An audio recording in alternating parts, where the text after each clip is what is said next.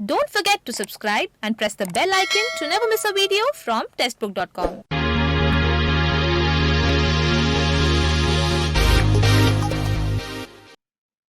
नमस्कार, स्वागत है आपका टेस्ट बुक बैंकिंग में। हाल ही में आरबीआई ने ग्रेड बी की पोस्ट के लिए रिक्रूटमेंट नोटिफिकेशन रिलीज किया था। टोटल 322 वैकेंसीज रिलीज हुई थी इस रिक्रूटमेंट नोटिफिकेशन में। इसके जो ऑनलाइन रजिस्ट्रेशन है वो स्टार्ट हो चुके हैं 28 जनवरी 2021 से।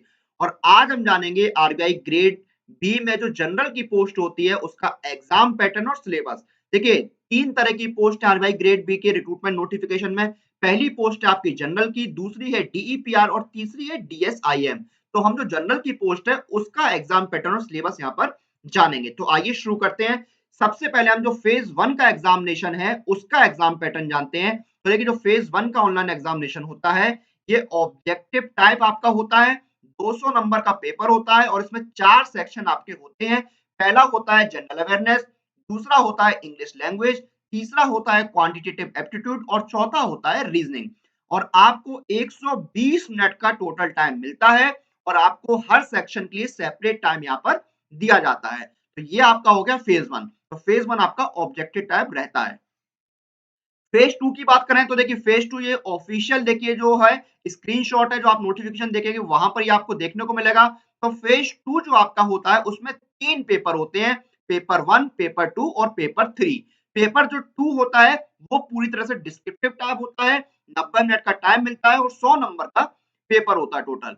पेपर 1 और जो पेपर 3 होते हैं उसमें 50% आपका ऑब्जेक्टिव टाइप होता है और 50% होता है डिस्क्रिप्टिव टाइप। ऑब्जेक्टिव टाइम में आपको 30 मिनट का टाइम मिलता है, डिस्क्रिप्टिव टाइम में आपको 90 मिनट का टाइम मिलता है। 50-50 नंबर के दोनों होते हैं, ऑब्जेक्टिव और डिस्क्रिप्टिव, यानी 100 नंबर का आपका होता है पेपर 1, पेपर 3 और पेपर 2। तो 300 नंबर का आपका फेज 2 होता है। तो देखिए, 2019 में जो नोटिफिकेशन आया था उसमें पेपर 1 और पेपर 3 जो थे वो पूरी तरह से ऑब्जेक्टिव टाइप थे, लेकिन इस बार बदलाव किया गया है। 50% आपके नंबर ऑब्जेक्टिव टाइप के हैं और 50% है डिस्क्रिप्टिव टाइप के। अब देखिए, जो पेपर 1 और 3 होता है इसमें जो 30 क्वेश्चंस होते हैं 50 नंबर के वो होते हैं ऑब्जेक्टिव टाइप, जिसमें से कुछ क्वेश्चंस होते हैं 2 नंबर के और कुछ होते हैं 1 नंबर के। तो अगर हमें एक्सपेक्टेड डिस्ट्रीब्यूशन देखें तो आपके 30 क्वेश्चन जो 50 नंबर के हैं उसमें से देखिए जो 20 क्वेश्चंस होंगे वो होंगे 20 नंबर के, यानी 40 नंबर आपके हो गए। और 10 क्वेश्चंस होंगे 1-1 नंबर के, यानी 10 नंबर ये हो गए। तो आपके टोटल हो गए 50 नंबर। अब डिस्क्रिप्टिव में क्या है, जो डिस्क्रिप्टिव टाइप क्वेश्चंस हैं वो आपके को टोटल 6 क्वेश्चंस पूछे जाएंगे, जिसमें आपको 4 क्वेश्चंस के आंसर करने होंगे। उसमें से देखिए 2 क्वेश्चन होंगे 15-15 नंबर के, यानी 30 नंबर हो गए, और बाकी 2 सवाल होंगे 10-10 नंबर के, यानी 20 नंबर हो गए। तो 15 नंबर के 2 क्वेश्चन हो गए 30 और ये 20 50 नंबर आपके हो गए। तो ये आपका एग्जाम पैटर्न हो गया। अब हम जानते हैं सिलेबस क्या रहने वाला है। तो सिलेबस की बात करें, सबसे पहले हम फेज 1 में जो क्वांट सेक्शन है उसका सिलेबस जानते हैं। तो इसमें आपका रेशियो एंड प्रोपोर्शन आता है, मेंसुरेशन आता है, percentage, average, speed, time and distance, time and work के क्वेश्चन आते हैं, परमुटेशन एंड कॉम्बिनेशन के क्वेश्चन आते हैं, मिक्सचर और एलिगेशन के क्वेश्चन आते हैं, डाटा इंटरप्रिटेशन आता है, number series, profit and loss, simple and compound interest के क्वेश्चन आते हैं, प्रोबेबिलिटी के क्वेश्चन आते हैं, स्टॉक्स एंड शेयर के क्वेश्चन आते हैं, सिंप्लीफिकेशन एंड अप्रोक्सीमेशन के क्वेश्चन आते हैं, क्वाड्रेटिक इक्वेशंस पूछी जाती हैं और इनइक्वालिटी के क्वेश्चन आते हैं। क्वांट के बाद हम बात करते हैं रीजनिंग की। तो रीजनिंग में आपके सबसे पहले पजल आता है, फिर सिटिंग अरेंजमेंट आता है, इनइक्वालिटी और डायरेक्शन टेस्ट के क्वेश्चंस आते हैं, ब्लड रिलेशन और स्लॉग्स के क्वेश्चंस आते हैं, इनपुट और आउटपुट का टॉपिक यहाँ पर आता है आपका, डाटा सफिशिएंसी से रिलेटेड क्वेश्चंस आते हैं, रीजनिंग एनालॉजी आता है, कोडिंग डिकोडिंग के क्वेश्चंस पूछे जाते हैं, रैंकिंग और अल्फा न्यूमेरिक सीरीज के क्वेश्चंस यहाँ पर आपसे पूछे जाते हैं।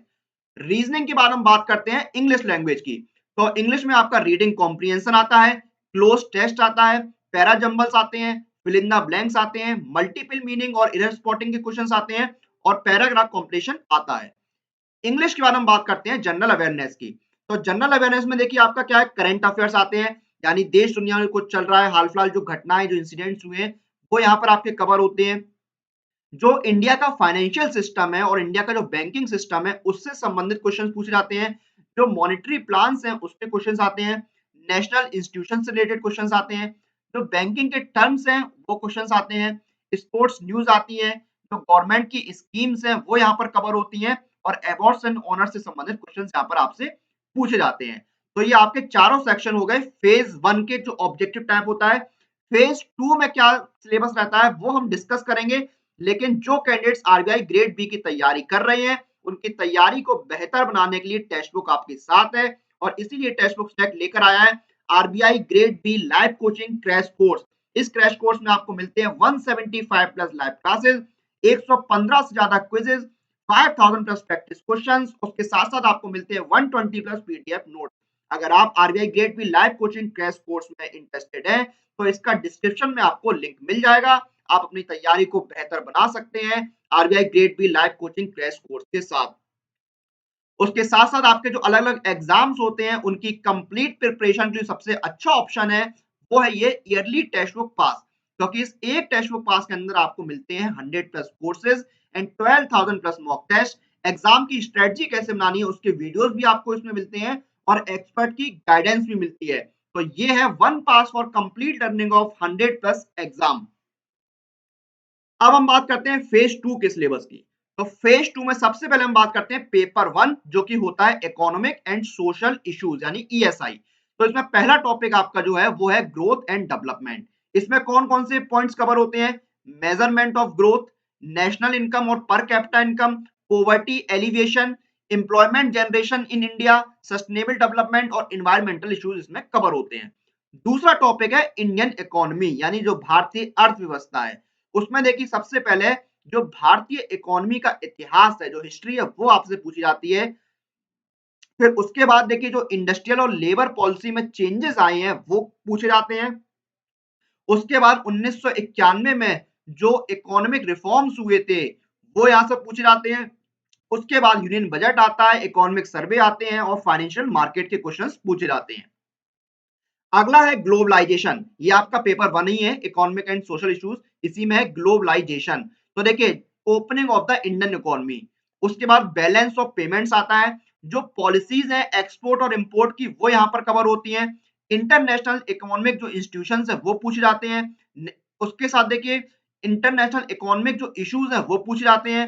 इंटरनेशनल इकोनॉमिक जो इंस्टीट्यूशंस है उसमें आपका आईएमएफ हो गया, वर्ल्ड बैंक हो गया, डब्ल्यूटीओ हो गया या और भी जो रीजनल इकोनॉमिक कॉर्पोरेशन होती है, जो संस्थाएं होती हैं वो इसमें सारी आपकी आ जाती हैं।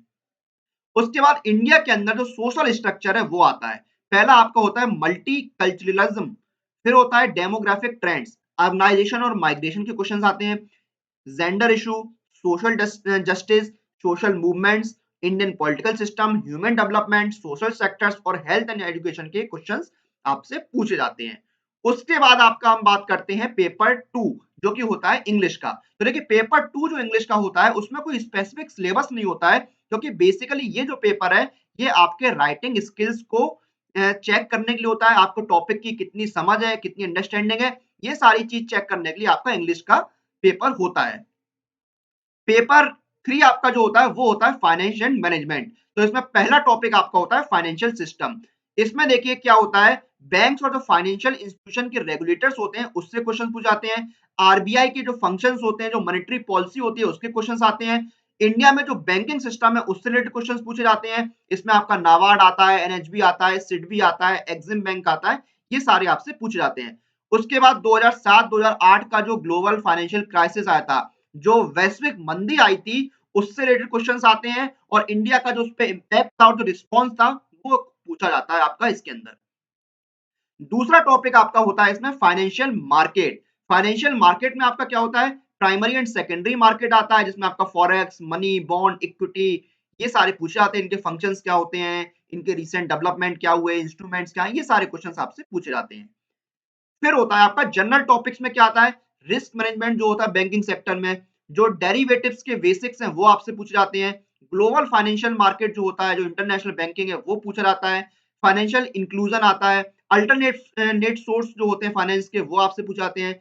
जो कॉर्पोरेट गवर्नेंस होती है बैंकिंग सेक्टर में वो यहाँ पर आता है। यूनियन बजट, इन्फ्लेशन और फिनटेक्स रिलेटेड क्वेश्चंस आपके पूछे जाते हैं। तो ये था RBI grade B general post का एग्जाम पैटर्न और सिलेबस जो हमने इस वीडियो में डिस्कस किया है। इसी के साथ इस वीडियो को हम यहाँ पर समाप्त करते हैं। आप लोग अपनी एग्जाम प्रिपरेशन और एग्जाम रिलेटेड जो भी अपडेट्स हैं उनके लिए टेक्स्ट बुक बैंकिंग के साथ बने रहिए। Press the bell icon for all the latest update regarding your exam.